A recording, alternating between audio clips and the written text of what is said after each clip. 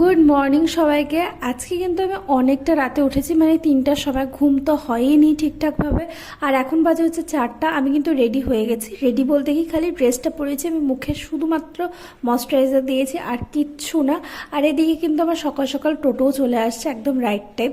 আর এদিকে দেখো যে আমাদের কিন্তু প্যান্ডেল অনেকটা কমপ্লিট হয়ে গেছে, মানে মনে হচ্ছে এই কয়েকদিন আগে বাস পড়লো আর এতটা কমপ্লিট হয়ে গেল। মানে আমি না দুর্গাপূজার জন্য খুব এক্সাইটেড থাকি, কারণ এই যে এখানে সবসময় ঠাক ঠুক বাসের আওয়াজ ভীষণ ভালো লাগে। যাই হোক, টোটো আসছে আর টোটো করে চলেও যাচ্ছি।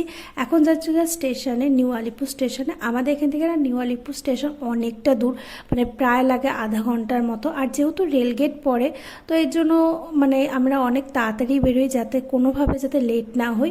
তো স্টেশনে পৌঁছেছি, মানে আজকে তো রেলগেট বন্ধ ছিল না, তাই তাড়াতাড়ি পৌঁছে গেছি। তো আমি ভাবছি যে স্টেশনে গিয়ে তো অনেকটা টাইম বসে থাকতে হবে, প্রায় 1 ঘন্টার মতো। কারণ আমি প্রায় পৌঁছে গেছি হচ্ছে 5:30টার সময়, আর এখন বাজে হচ্ছে, মানে আমাদের ট্রেন হচ্ছে 6:20-তে। তো অনেকটা টাইম কিন্তু বসতে হবে। আর আমি কোথায় আছি সেটা কিন্তু আমি অবশ্যই নেক্সট ভিডিওতে বলবো। আর আমার বসে থাকতে থাকতে না এখন আমি প্রচণ্ড বোর ফিল করছি আর ঘুমও পাচ্ছে, কারণ আমার এই স্টেশনে এসে বসে থাকতে একদম ভালো লাগে না। এদিকে তাকা, এইদিকে তাকা, ওই ওই এদিকে তাকা একটু, আমি তো। আর আমি এদিকে স্টেশনে বসেই ছিলাম, তখন দেখে একটা পাশে কুকুর এসে বসে পড়লো। আর ও না ভীষণ শান্ত। যাই হোক, আমি ওকে বলছিলাম যে চল, পাশেই তো দোকান আছে, ওখান থেকে তোকে কোনো বিস্কুট কিনে দিই।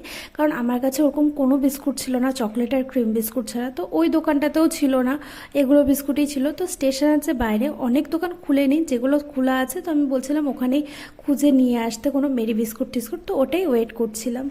আর এখন তো প্রচণ্ড ঘুম পাচ্ছে, কারণ কালকে রাতে তো ঠিকভাবে ঘুমই হয় নাই, মানে শুতে শুতেই 12টা 12:30 বেজে গেছে। তো ঘুম তো হয়নি, এই 3:30টার সময় উঠে পড়েছি। ট্রেনে উঠে ঘুমাবো, কারণ প্রচুর ঘুম পাচ্ছে।